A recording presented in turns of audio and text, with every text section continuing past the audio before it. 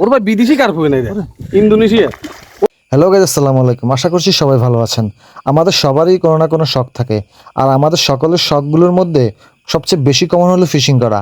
আর ফিশিংয়ের মধ্যে স্মার্ট হলো hook fishing.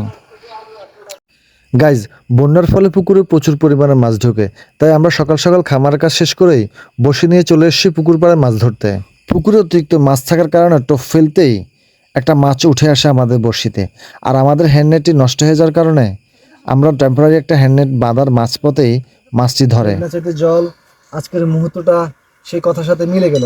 আমাদের জালটা এখনো বান্ধা শেষ নেই, আমরা মাঝপথে মাছ পেয়ে গেলাম। আমাদের বড়শিতে একটা চমৎকার শোল মাছও ধরা পড়ে। গাইজ, এই যে চমৎকার একটা মাছ পেয়েছি। বড়শিতে যে এইভাবে শোল মাছ ধরা পড়ে, নজিরবিহীন ঘটনা আজকে সেটা ঘটলো আমাদের সাথে। পুকুরের পানি অনেক কমে যাওয়ায় আমরা জেলেদের কল দিয়েছি আজকে পুকুরে জাল ফেলে মাছ ধরবো।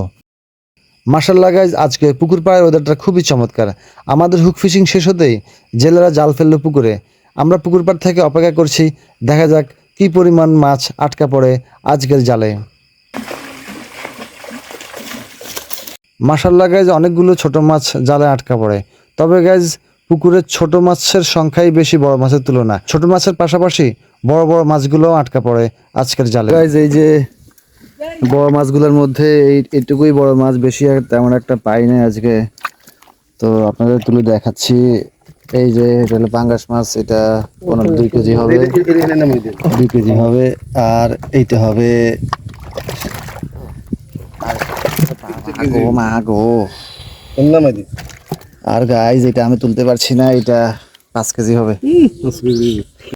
গাইজ, মলা মাছ ছাড়াও আমরা জাল ফেলে যেসব মাছ পেয়েছি সেগুলো হলো তেলাপিয়া মাছ, রুই মাছ, চিংড়ি মাছ এবং পাবদা মাছ।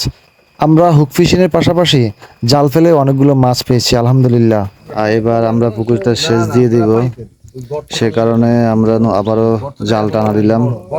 তো আমরা আগে প্রায় 50 থেকে 60 হাজার টাকার মাছ পেয়েছি, এখন তেমন একটা পাই না। এখন 2 ক্রেট মলা মাছ পেয়েছি আর 10-15 কেজি বড় মাছ পেয়েছি। গাইজ, আপনি যেহেতু এখন পর্যন্ত আমার ভিডিওটি দেখছেন, তাহলে গাইজ আপনি মন থেকে এই ধরনের ভিডিও ভালোবাসেন।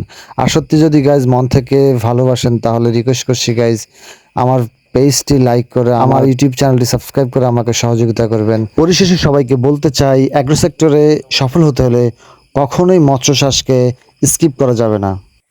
গাইজ, আজকে এই পর্যন্ত, আবারও দেখাবো নতুন কোনো ভিডিও নিয়ে। সে পর্যন্ত সবাই ভালো থাকবেন, সুস্থ থাকবেন, সুন্দর থাকবেন। সবার সুস্বাস্থ্য কামনা করছি। ধন্যবাদ সবাইকে। আসসালামু আলাইকুম রহমতুল্লাহ।